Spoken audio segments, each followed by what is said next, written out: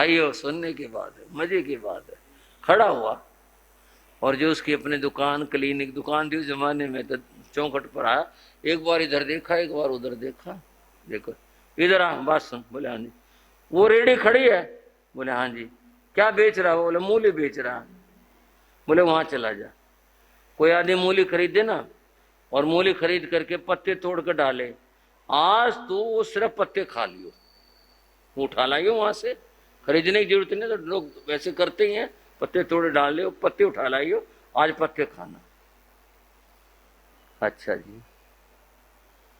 बोले जी दवाई, दवाई बता दो तेरे को, और कितने दवाई खाएगा तू? कह तो दिया तेरे को, वो खाना। राजा भिखारी बना हुआ था, चला गया।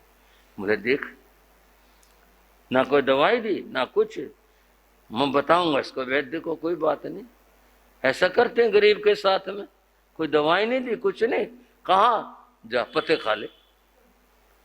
पर उसके मन में आया भाई आजमाना तो चाहिए, देखना तो चाहिए। वो महल में लौट आया, अपने कपड़े बदल लिए। उस दिन बोले दवाई? बोले नहीं आज दवाई नहीं लेनी, आज तो मूली के पत्ते दो खाने को।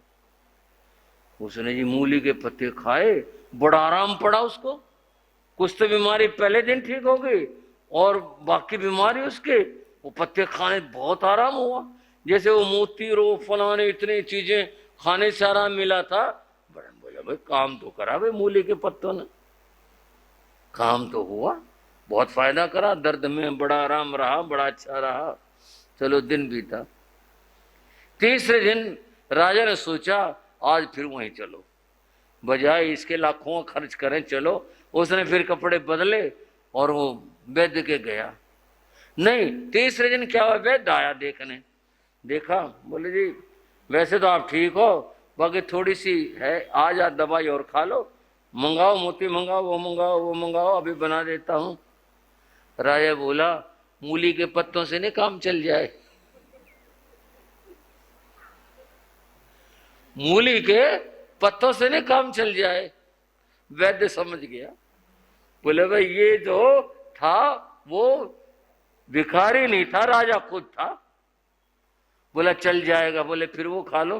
बोले ना, वो वहीं से काम करेंगी, यहां नहीं, वो वहीं भिखारी बन करके आओ तो मूली के पत्ते काम करेंगे। आपको मूली के पत्ते खिला दो, मुझे क्या मिलेगा मूली के पत्तों से?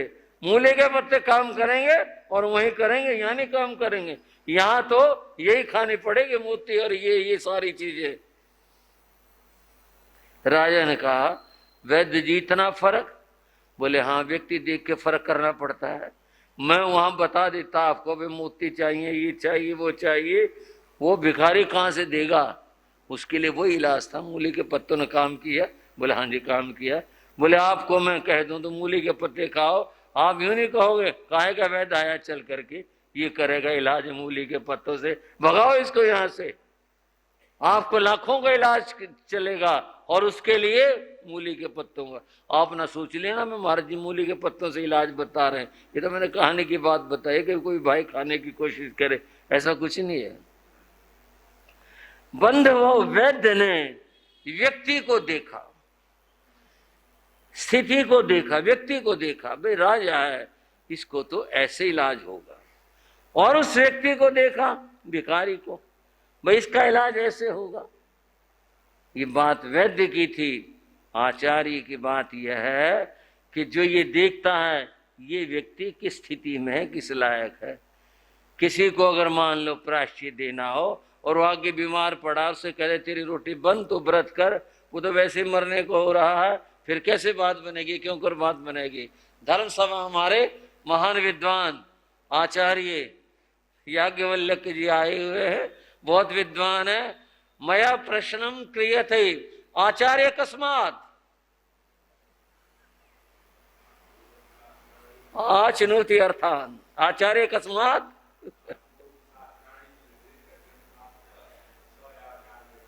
हाँ जी, आप तो महान विद्वान हो, मैंने तो वार्ता करने के लिए बात कह दी, आपसे कोई प्रश्न थोड़ी किया जा सकता है।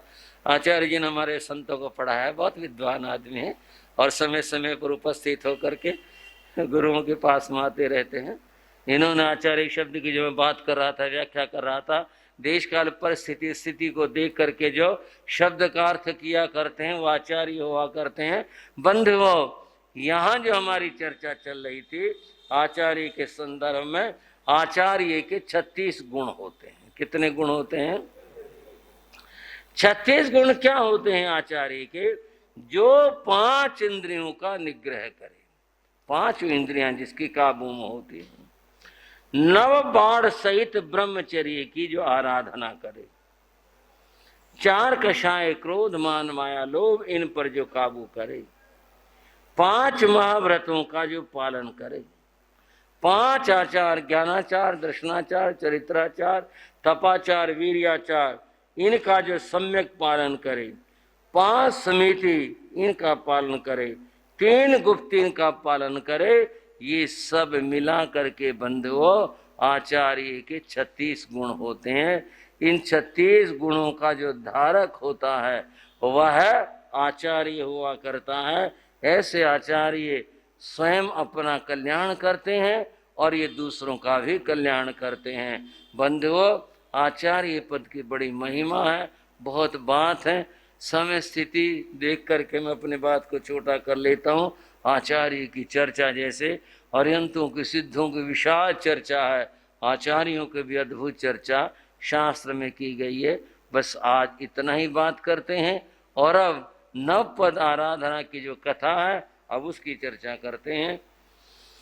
सुनो सुनो जगवालो तुम नमोकार की अटल कहानी, सुनो सुनो जगवालो तुम नमोकार की। उम्मीद करते हैं भाई बहनों सब तो ये पंक्ति याद होगी, सारे अगर मिलकर बोलें एक बड़ा अच्छा वातावरण बने, बहुत सुंदर वातावरण बने। सुमरण करने से जिसके सुखी बनेगी जिंदगानी, सुमरण करने से जिसके सुखी बनेगी जिंदगानी। एक दिवस राजा मंत्री संग गए घूमन राजोद्यान, देख वहाँ पर कोढ़ी डेरा हुए थे विस्मित मन हैरान। एक कोढ़ी को सारे कोढ़ी उम्बर राणा कहते थे, यानी उम्बर राणा की ही आज्ञा में सब रहते थे। देख के उम्बर याद आ गई, मैं ना सुंदरी ना फरमानी, सुनो सुनो जगवालो तुम नमोकार की अटल कहानी, सुनो सुनो जगवालो तुम नमोकार की। आपने सुना था राजा प्रजापाल, उसकी 2 बेटियां, दोनों के विचारों के भिन्नता। सुरसुंदरी तो कहती थी पिताजी आप सब कुछ हो, परमात्मा का रूप हो, सुख दुख सब आपकी कृपाओं से या नाराजगी से प्राप्त होते हैं। मैंने सुंदरी ने कहा था नहीं पिताजी, सब कुछ कर्म से प्राप्त होता है, जैसा जीव का कर्म होता है वैसा फल मिलता है। राजा अहंकारी था, अपनी बेटी की बात से वह खींच गया, गुस्सा हो गया। उसने कहा ये लड़की हमें कुछ समझती नहीं, कर्म कर्म करती रहती। क्या कर्म होता है? कोई बात नहीं, मैं देखूंगा इसको, इसके अहंकार को। कर्म कर्म करती रहती, कोई बात नहीं। राजा के मन में एक ग्रंथि गांठ लग गई। अपने ही बिटिया के प्रति क्या सोचने लगा, मैं इसे बताऊंगा बात। फिर ये रोएगी, फिर ये हाथ जोड़ेगी, पिताजी पिताजी मुझे सुखी कर दो, फिर देखूंगा मैं आगे की बात।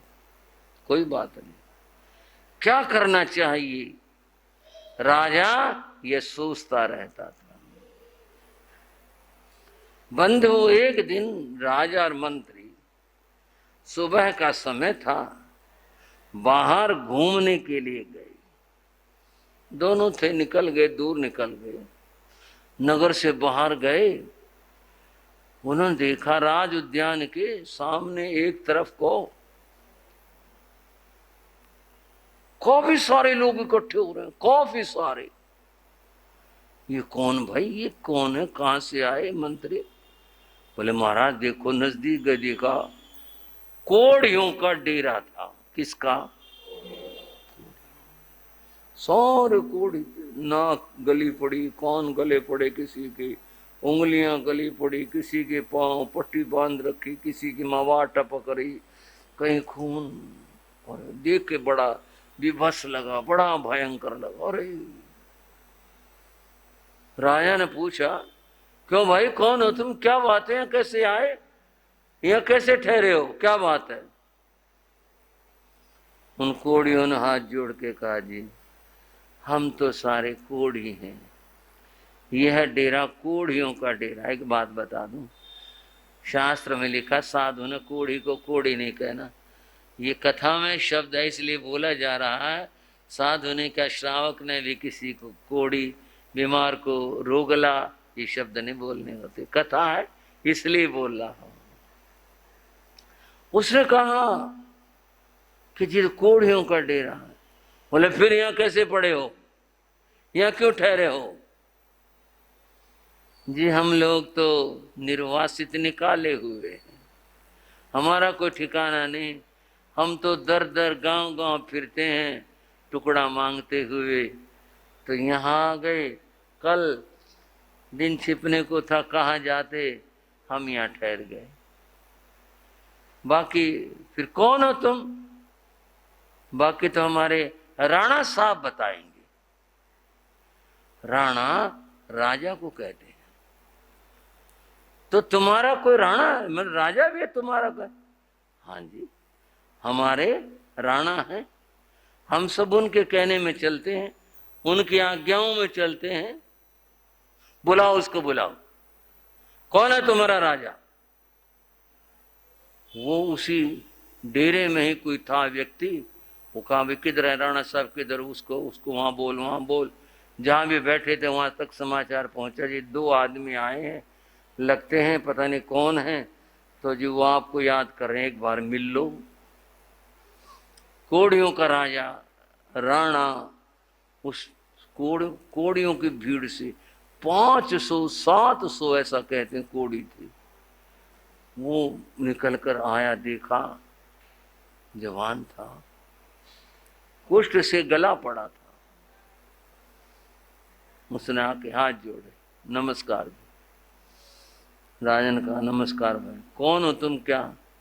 जी हम लोग कोढ़ी हैं, हमारा ये डेरा है, हम लोग दर दर भटकते हैं, ऐसे मांगते खाते हैं, यहाँ आ गए थे तो कल, इसलिए हमने यहाँ डेरा लगा दिया, शाम हो गई थी। क्या नाम है? जी मेरा नाम उम्बर है। अच्छा, तो राणा करें तुम्हारे?